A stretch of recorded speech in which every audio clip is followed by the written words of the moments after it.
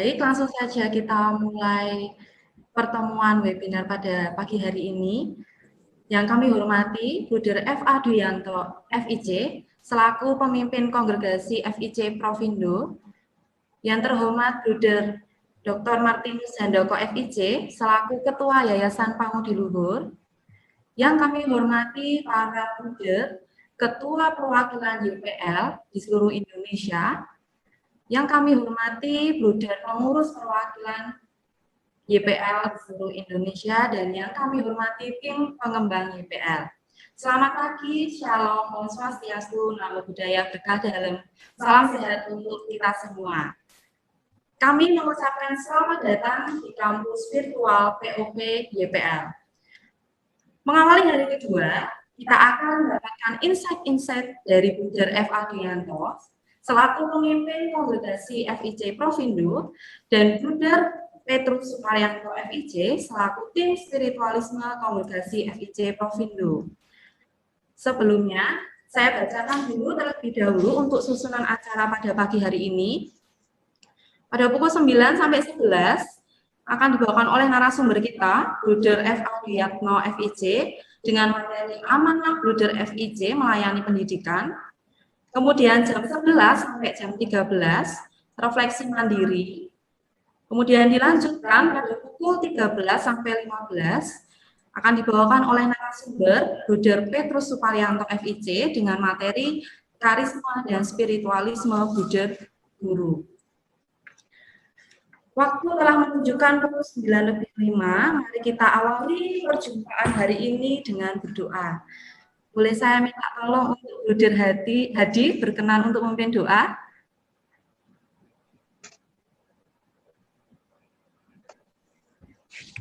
Bruder Hadi? Ya.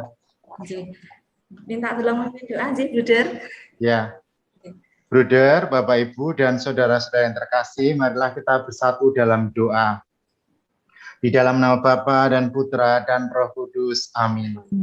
Allah Bapa yang Maha Kasih, pada kesempatan pagi yang baik ini, kami berkumpul secara Zoom dan online.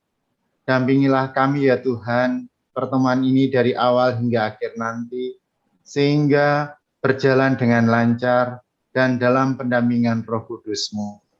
Kami mohon pendampingan Roh Kudus-Mu untuk narasumber pada pagi hari hingga siang nanti, sehingga apa yang diberikan sungguh bermanfaat dan berguna bagi kami untuk saat ini dan ke depan.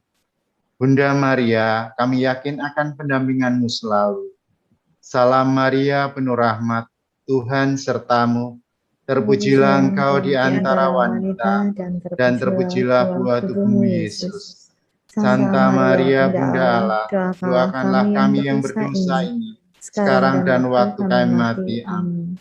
Semoga kita senantiasa diberkati oleh Allah yang Maha Kasih, di dalam nama Bapa dan Putra dan Roh Kudus. Amin. Terima kasih, Bruder Hadi. Ya, kita akan mengikuti dalam hati terlebih dahulu, Bruder Bapak Ibu, dengan lagu Indonesia Raya yang akan diputarkan oleh panitia.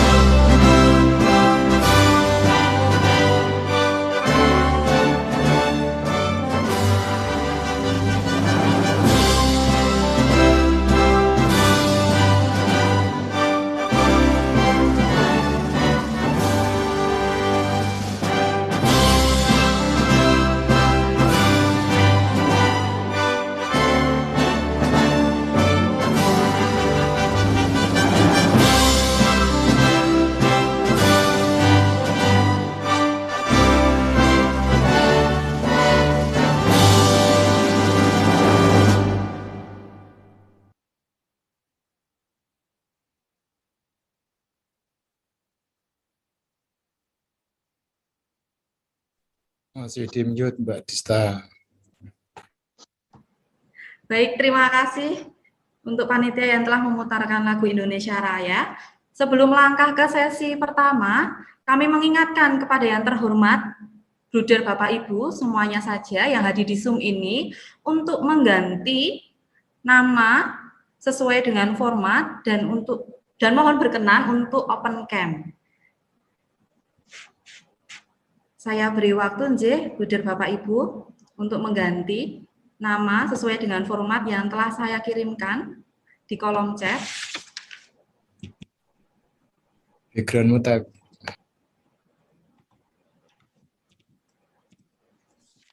Berapa? Kemudian saya juga akan mengirimkan untuk Bruder Bapak Ibu yang belum mengisi presensi, dimohon untuk berkenan mengisi form presensi.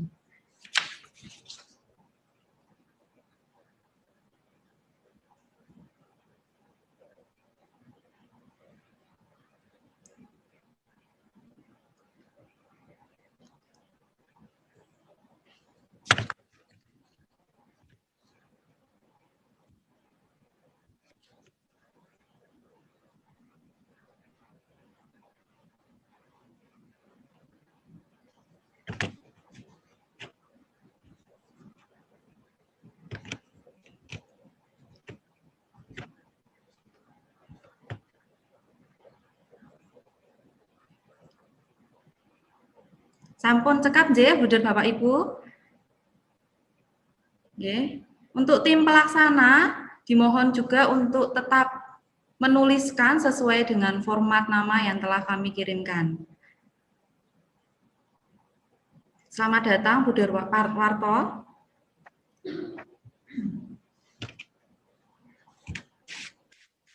Baik, selanjutnya kami persilakan untuk Bruder F.A. Dwiatno, FIC, sebagai narasumber sesi pertama kita. Kepada yang terhormat, Bruder F.A. Dwiatno, FIC, kami persilakan.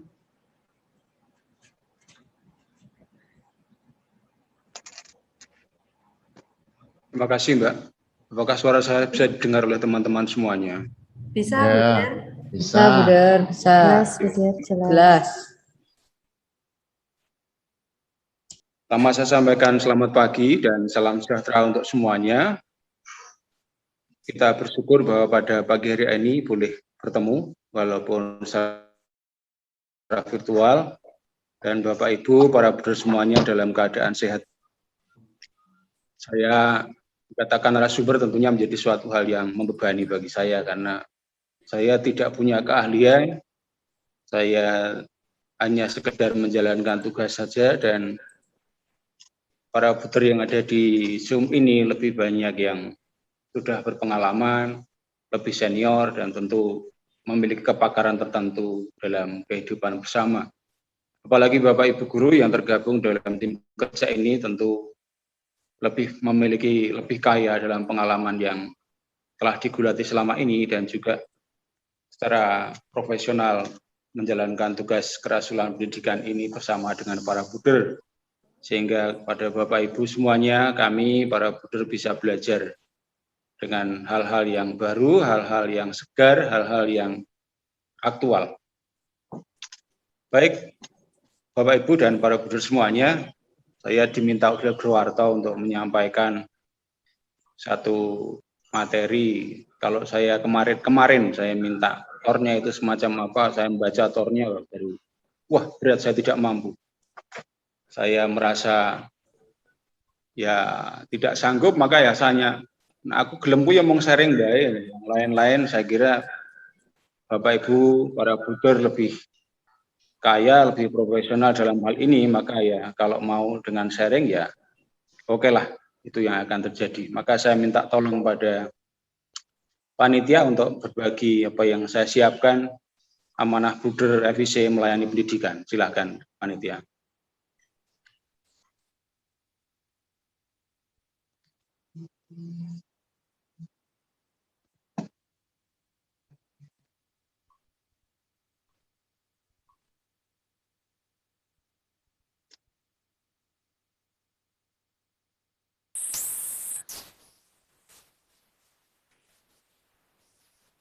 Mana PowerPoint-nya belum tampak? Belum kelihatan. Masih belum, Bruder. Jalan-jalan.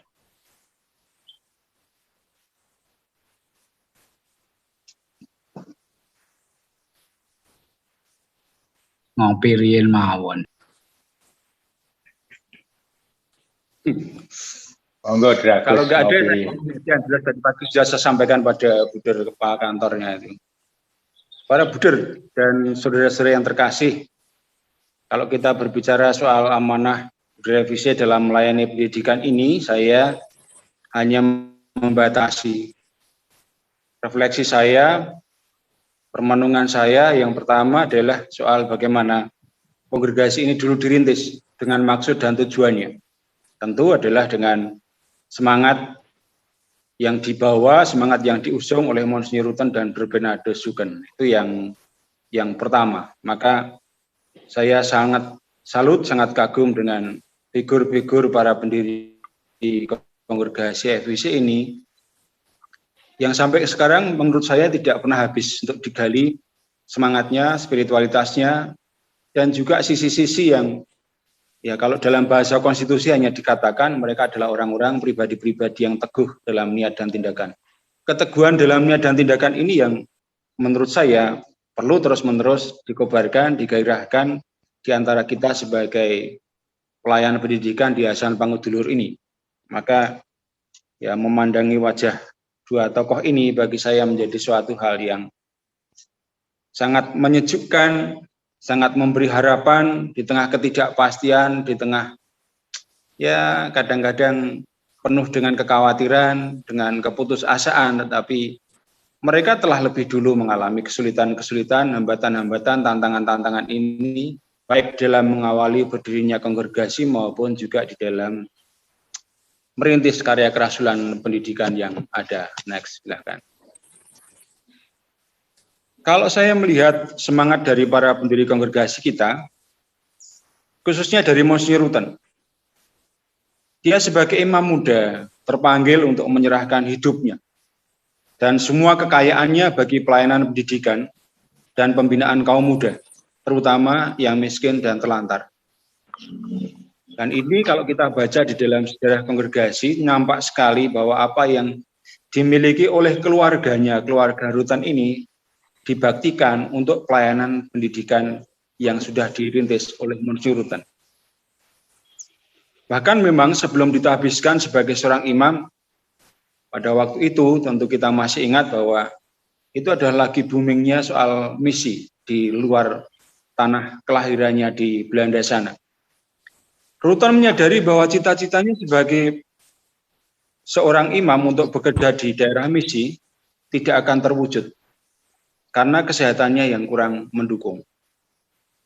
Jadi sadar akan keterbatasan yang dimiliki oleh dirinya sendiri, bukan mengeluh, bukan menolak, bukan memprotes, tetapi menyadarinya dan menerima.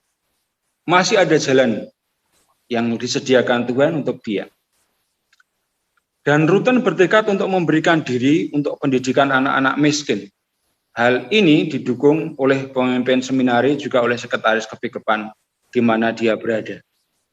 Dan setelah dia ditahbiskan pada 25 Maret 37, dia kembali ke kota Maastricht, ke kota kelahirannya, di mana di sana dia melihat, mengalami sendiri, jiwanya tergoda, tertusuk, tergerakkan untuk berbuat sesuatu bagi anak-anak yang telantar, anak-anak yang miskin, yang tanpa pendidikan, tanpa pendampingan yang baik di sana.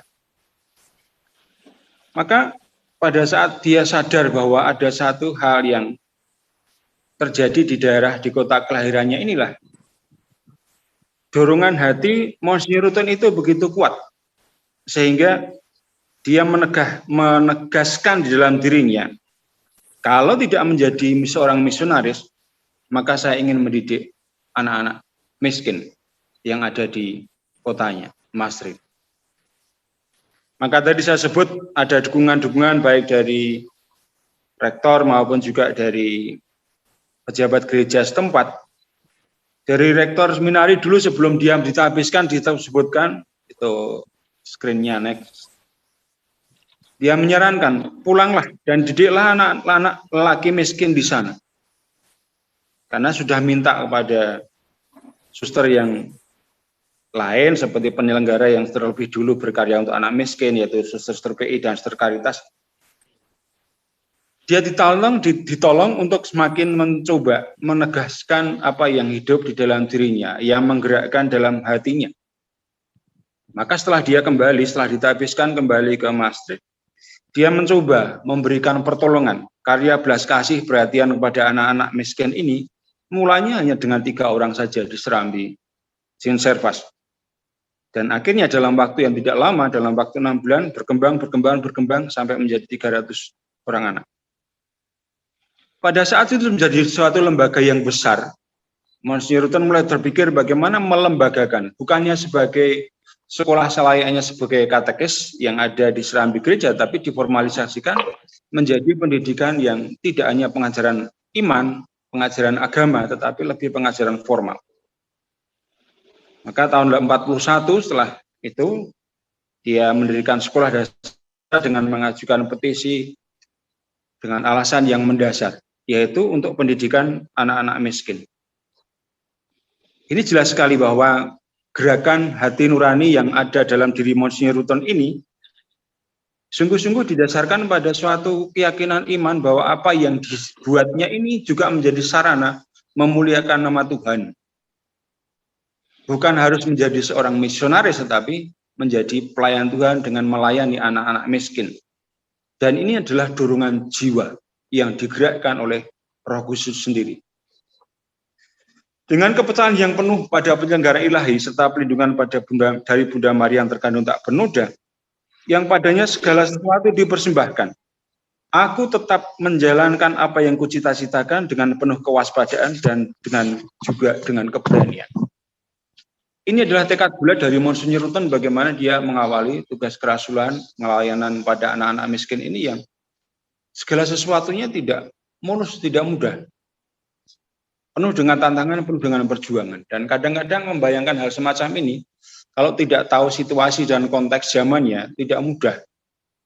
Kita sudah ada lahir dalam zaman yang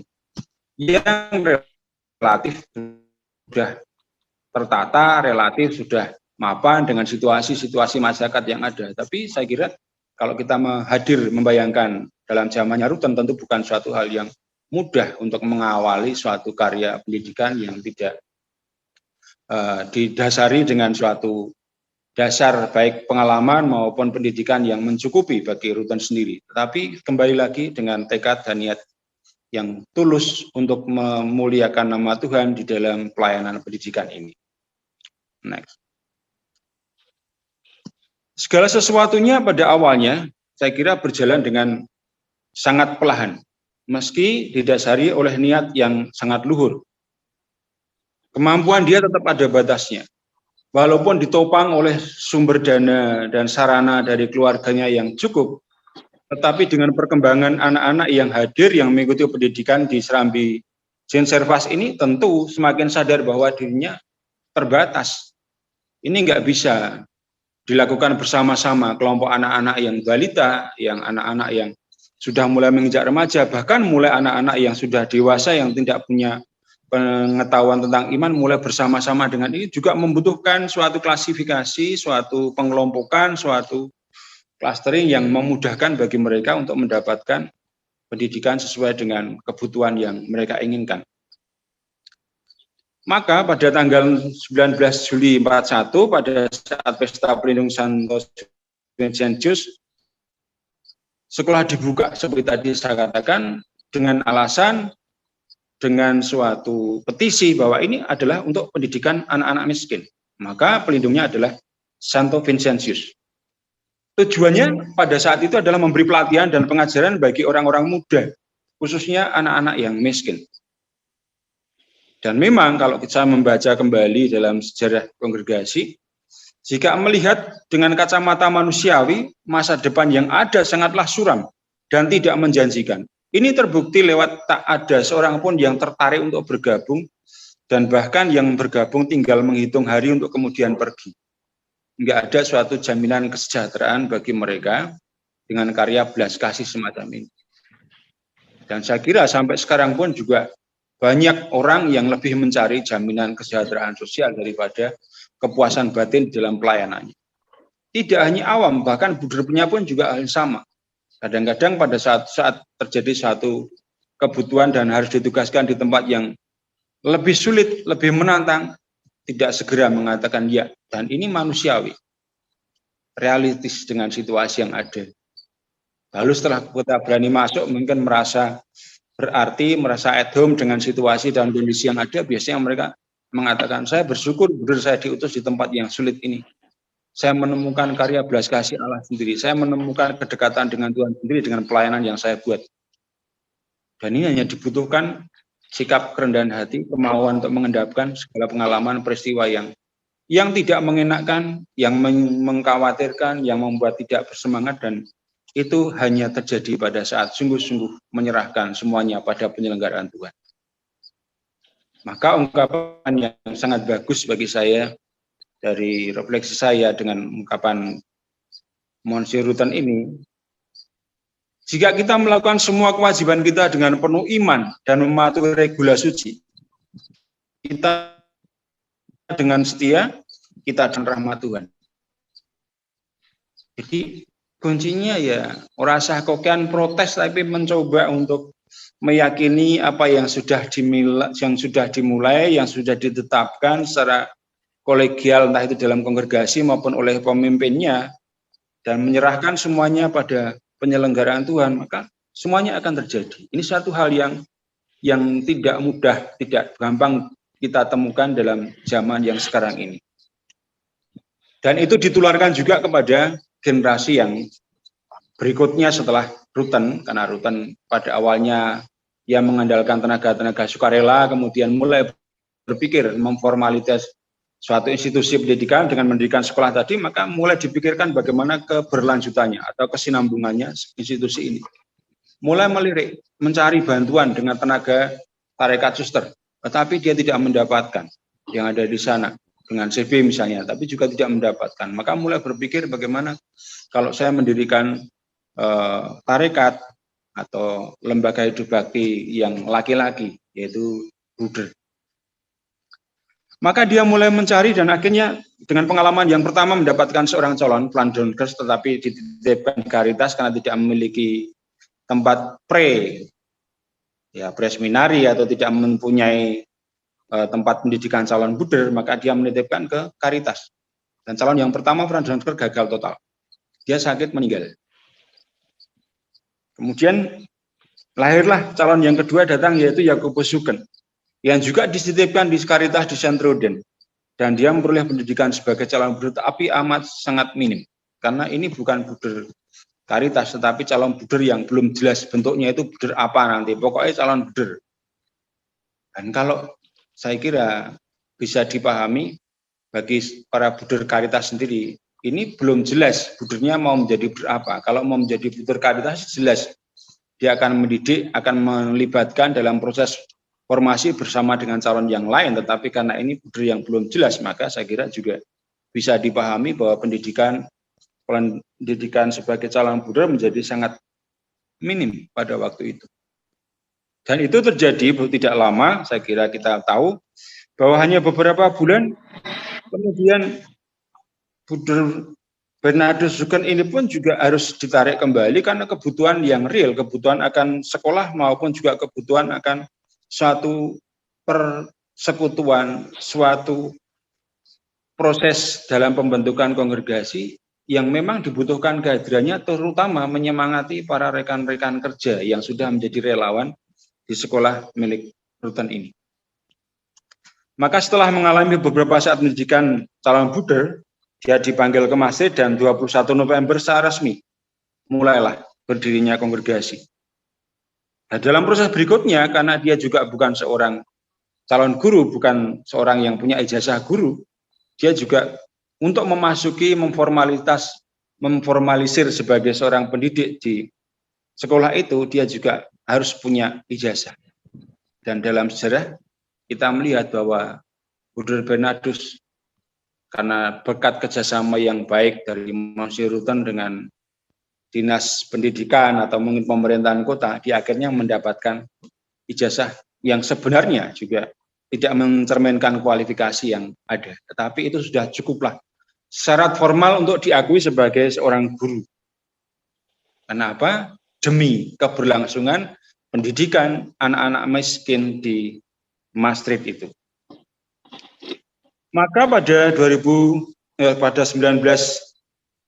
secara resmi telah jalan, akhirnya Bruder Bernardus yang walaupun pada saat itu masih sebenarnya statusnya masih sebagai seorang novis, diangkat sebagai pemimpin kongregasi. Kita bisa membayangkan seorang novis, seorang calon bruder yang harus menjadi pemimpin bagi teman-temannya, tapi juga bagi adik-adik angkatannya. Tetapi juga harus menyiapkan diri membantu menjadi seorang pemimpin dalam kerasulan pendidikan yang selama ini dia bantu dengan karya besar Monsinyur Rutten itu. Semuanya masih belum jelas, semuanya masih belum mapan. Dan akhirnya bagi saya, ini salah satu penghiburan saya pada saat menerima tugas kepemimpinan ini. Aku ki ora ngerti apa-apa, sekolahku ya ora dhuwur, ora adoh, srawungku ya urung openg. Tetapi harus menjalankan tugas ini demi ketaatan, ya oke lah. Dan akhirnya sampai sekarang pun bagi saya menyatakan kepada Tuhan, Tuhan, saya sudah mengusahakan semampu saya, sebisa saya, sekuat saya. Tetapi selebihnya, monggo Tuhan yang punya proyek, Allah yang memiliki proyek besar ini, silahkan Tuhan juga melengkapi keterbatasan saya dengan kelebihan teman-teman yang lain. Dan akhirnya ya terjadi.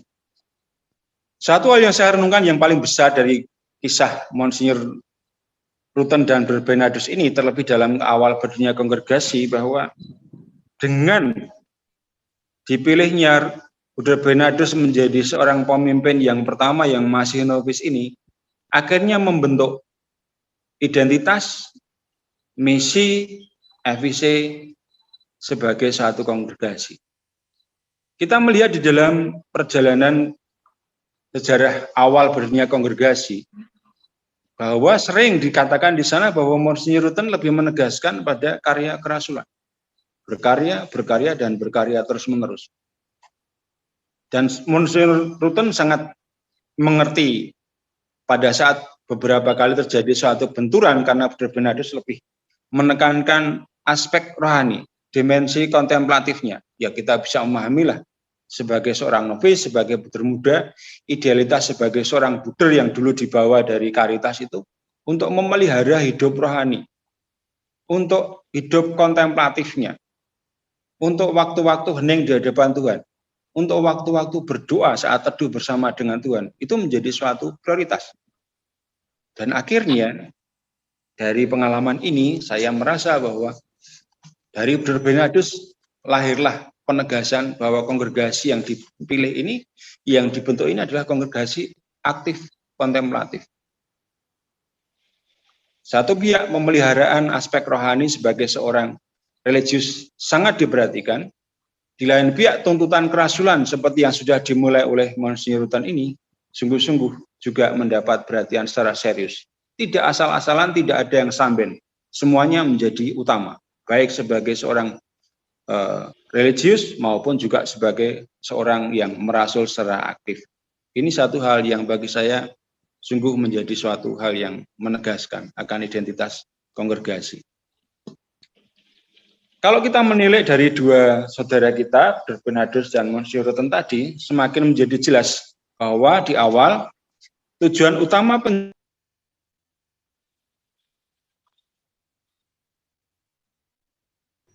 mati ya.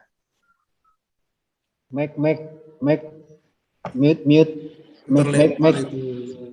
Masih mic. Itu bukan mic, Bruder, itu keluar.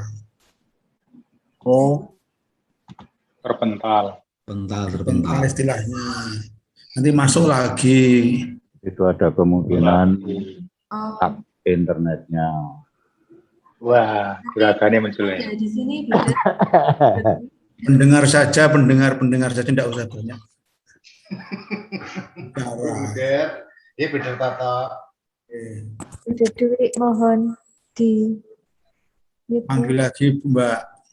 Masih ada. Itu masih sambung kok Bunda Dwi ke unmute. Ke unmute juga. Oh, kan nunul. Nunul ganti. Nah, Oh alah. ketutup. Saya lanjutkan saudara, saya minta maaf.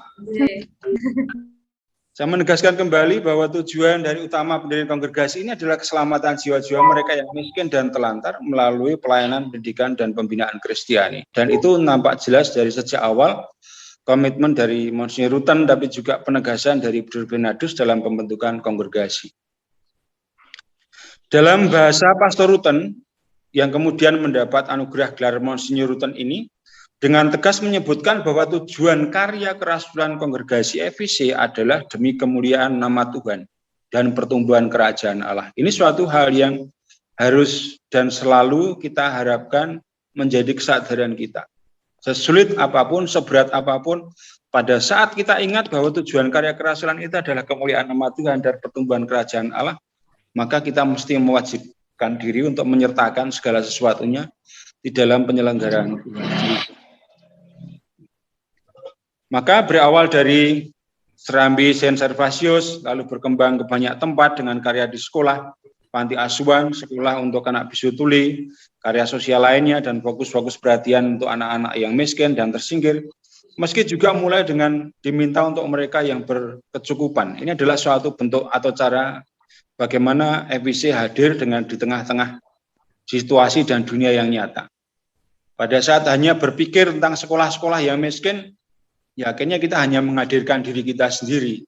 Karena juga penyelenggaraan sekolah ini butuh suatu dana penopang yang ada. Maka sekolah-sekolah yang cukup, yang surplus, yang melayani untuk anak-anak kelompok menengah dan atas, itu pun juga harus terjadi. Dan itu adalah cara hadir kita. Pada waktu dulu ya mengandalkan donasi-donasi yang ada, sekarang donasinya kepada siapa lagi? Ya kepada para orang tua dan rekan kerja yang bersama dengan kita. Maka kalau kita melihat dari perjalanan sejarah ini bahwa di Belanda para Buddha itu dikenal sebagai Buddha guru atau guru-guru dari Maastricht. Dan beberapa waktu yang lalu ada tulisan buku yang diterbitkan itu juga dimaksudkan untuk mengenang kembali, untuk menegaskan kembali akan identitas kerasulan kita, tapi juga identitas keefisien sebagai Buddha guru. Nah, para Buddha dan saudara-saudara yang terkasih, kalau kita melihat dari situasi yang ada ini, maka saya lebih mengajak saudara semuanya, karena kita itu ada di dalam lingkungan tarekat atau kongregasi, saya mengajak, mari kita melihat sisi kebudayan atau sisi religiusitas kita sebagai seorang religius, sebagai seorang pemeluk hidup bakti atau sebagai Buddha. Next untuk slide-nya. Ada beberapa artikel dari konstitusi yang mengajak kita semuanya untuk merefleksikan bukan hanya kami sebagai seorang Buddha yang ada dan hadir bersama dengan Bapak Ibu guru semuanya, tetapi saya kira apa yang dihadirkan oleh kami mestinya juga menjadi semangat bagi kita semuanya yang ada di lingkungan Yayasan Pangudul untuk melakukannya, untuk berkarya di sana. Bahkan kadang-kadang kami pun juga tersentil, tersinggung, atau mungkin diingatkan kembali, disadarkan kembali akan identitas kebudayaan kami sebagai seorang pemeluk hidup bakti. Kalau kita melihat kembali dari sosok figur pendiri kongregasi tadi, bahwa para Buddha kita semuanya berusaha untuk mewujudkan pembaktian diri kita kepada Allah secara khusus dalam kongregasi. Itu kesadaran yang dibangun oleh Rutten supaya apa? Tidak hanya menjadi LSM, tidak hanya menjadi kelompok sosial, tetapi sebagai kongregasi yang ingin dibentuknya. Dan Monsinyur Rutten memikirnya dengan sungguh-sungguh. Saya sangat menyadari dalam hal ini apa yang dipikirkan oleh Rutten, saya kira menjadi suatu hal yang sangat dipahami dan diupayakan oleh Bruder Bernardus di dalam keseharian memelihara tradisi hidup bersama maupun juga dalam kerasulan. Yang kedua, bahwa kabar gembira Yesus Kristus merupakan pedoman, merupakan asas pokok pedoman hidup kita. Dan melalui triprastia kita berjanji ingin taat, miskin, dan wadat yang dibaktikan demi kerajaan Allah. Pada saat kita belajar dari situasi atau dengan semangat-semangat dasar semacam ini, Kadang-kadang itu ya, wah, teori ini, itu konsepnya semacam itu. Dan pada saat kita mengatakan itu hanya teorinya, tidak, itu artinya menandakan bahwa kita tidak mau masuk ke kedalaman diri kita sendiri. Kita itu diajak melalui konstitusi kita bahwa kabar gembira Yesus merupakan asas pokok pedoman hidup kita. Dan ini yang mesti kita upayakan. Dalam nama Yesus kita membentuk suatu persekutuan persaudaraan. Dalam rohnya kita berupaya menjadi saudara atau menjadi brother seorang bagi yang lain dan bagi semua manusia. Jadi kebudaran kita bukan hanya sebatas kita di komunitas, tetapi kepada rekan kerja, orang-orang dilayani, dan pada masyarakat.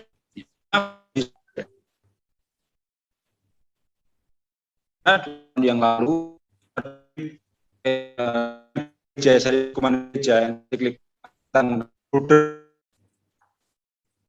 yang pernyataan yang tegas dari tahta suci akan arti kebudaran kita. Bakti sebagai seorang bruder. Salah satu di sana menjadi bruder itu menjadi orang yang ahli dalam bersaudara. Nah, pada saat kita tidak ahli dalam bersaudara, rasanya sebenarnya juga mengingkari arti kebudaran kita. Dan kita sebagai bruder itu hanya sebagai sebutan layaknya bapak, ibu, tetapi belum menjadi saudara yang memiliki kedekatan hati. Dan kedekatan hati sebagai bruder ini tentu karena kita masing-masing dijiwa atau disemangati oleh Roh Kudus dalam diri bruder Bernardus. Kata saya mencoba menempatkan diri dalam ketidaktahuan, dalam ketidakmampuan, tidak profesionalan dalam kerasulan, tapi dia mencoba untuk belajar dengan situasi yang ada, dan juga untuk menyatukan, selalu menegaskan, selalu melakukan suatu discernment bersama dengan pendiri kongregasi kita, yaitu dengan Monsinyur Rutan. Maka dijelaskan bahwa konstitusi kita ditegaskan, kongregasi kita merupakan lembaga hidup bakti awam religius bia yang membaktikan diri pada kerasulan. Dan itu tadi sudah saya tegaskan, semangat yang diusung atau penegasan identitas yang disampaikan oleh bruder pertama, yaitu bruder Bernardus, bahwa kita itu adalah kongregasi aktif, tetapi juga punya perhatian yang penuh pada dimensi kontemplatif kita. Next, dalam semangat pendiri, tadi sudah saya sebut di awal bahwa para bruder mengakui dan menerima statement dari konstitusi artikel 9 itu bahwa para pendiri kongregasi adalah orang-orang yang teguh dalam niat dan tindakannya, penuh dengan roh Yesus. Saya sering melihat beberapa teman yang punya ya kekerasan hati atau mungkin punya prinsip yang tegas. Anda itu adalah orang yang teguh dalam niat dan tindakan, seperti para pendiri. Tetapi masih ada satu hal yang kurang, yaitu bagaimana kita memenuhkan diri kita dengan roh Yesus sendiri. Sehingga tidak menjadi kaku, tidak menjadi keras kepala, tetapi juga terbuka terhadap hal-hal yang baru. Dan akhirnya juga berani untuk mengubah dalam diri kita sendiri sebelum mengubah orang lain. Para pendiri kita adalah orang-orang yang selain yang tadi disebut, mereka adalah orang yang terpesona oleh kepribadian dan amanat Yesus sendiri. Dan ini yang sebenarnya menggerakkan. Saya masih ingat mengapa saya memilih menjadi bruder, karena ada satu idola. Pada saat idola yang ada dalam hati saya, dalam pikiran saya itu hidup, ya saya mencoba mengupayakan, mencoba meniru, mencoba mencontoh apa yang dia upayakan. Karena itu mempesona kepribadian itu. Katakanlah misalnya Bruder Servas. Bagi saya, berbicara tentang satu orang ini tidak pernah akan ada habisnya. Mulai dari kebiasaan kecil, masuk komunitas, sebelum masuk kamar ya jengkeng, membuka pintu kapel, jengkeng, kemudian berada tanda salib. Mau pergi bekerja juga sama, keluar dari kamarnya, kemudian menuju kapel, membuka pintu, membuat tanda salib. Seolah-olah absen, pamit, dan kulonwun kepada yang punya rumah, yaitu Tuhan sendiri.